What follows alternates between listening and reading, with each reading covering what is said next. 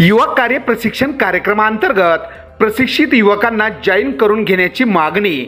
महाराष्ट्र राज्यामध्ये युवा कार्य प्रशिक्षण कार्यक्रमांतर्गत प्रशिक्षण घेतलेल्या लाडक्या भाऊ योजनेतील युवकांना आतापर्यंत मानधन मिळाले नसून या सर्व युवकांना सरसगट जॉईन करून घ्या या मागणीसाठी श्री संत बागडेबाबा मानव मित्र संघटनेच्या वतीने प्रशासनाला निवेदन देण्यात आलं आहे। यानंतरही या संदर्भात निर्णय न झाल्यास आमरण उपोषण करण्याचा देखील इशारा संघटनेच्या वतीने देण्यात आला आहे। या संदर्भात राज्याचे मुख्यमंत्री देवेंद्र फडणवीस यांना हे निवेदन पाठवण्यात आलं आहे। आम्ही जी मागणी माननीय मुख्यमंत्री देवेंद्र फडणवीस साहेब यांनी 12 तारखेला जे जी.आर निघालता त्यामध्ये लाडका भाऊ योजना जी महाराष्ट्रामध्ये आली होती त्या अनुषंगाने तत्कालीन मुख्यमंत्री एकनाथजी शिंदे साहेबांनी लाडका भाऊ योजना काढली। त्यामध्ये 6 महिने सरसकट जॉईनिंग दिलं आणि 6 महिन्यानंतर पुन्हा काम देतो हेही सांगितलं होतं निवडणुकीच्या पूर्वी। त्यानंतर त्यावरती आम्ही आंदोलन केले, अनेक वेगवेगळ्या पद्धतीने सरकारला जाब विचारण्याचा प्रयत्न केला आणि त्याच अनुषंगाने दिनांक 7 मार्च 2025 रोजी माननीय मुख्यमंत्री आताचे मुख्यमंत्री माननीय देवेंद्रजी फडणवीस साहेब यांनी चांगल्या पद्धतीने 5 महिने सरसकट, माझा मुद्दा एका सरसकट जॉईनिंग करा आणि अशा पद्धतीची भूमिका दिली, परत मी मिळणार पण नाही हेही सांगितलं। पण आज परभणी या ठिकाणी माननीय कलेक्टर साहेबांची भेट झाली, तब्बल 5 मिनिट चर्चा झाली।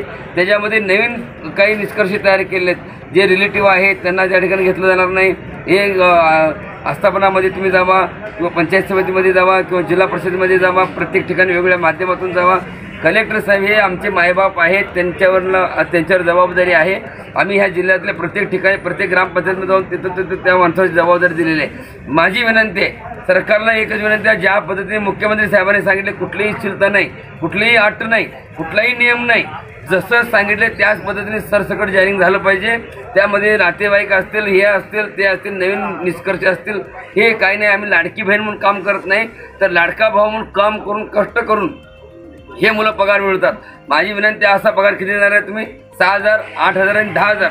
तरी देखील तुमची जर अशी परिस्थिती असेल तर आम्ही ह्या ठिकाणी 28 तारखेला अमरण उपोषण सरकारने आम्हाला फसवलेलं आहे आणि त्याच्या विरोधामध्ये राज्य लेवलचं उपोषण ह्याच ठिकाणी आणि परभणीमध्ये करणार आहे। कारण जे गोष्टी आज माहीत पडल्या त्या अनपेक्षित गोष्टी आहेत, ज्याची कल्पना देखील आम्ही करू शकत नाही, आमच्या डोक्यात देखील तो विषय नाही।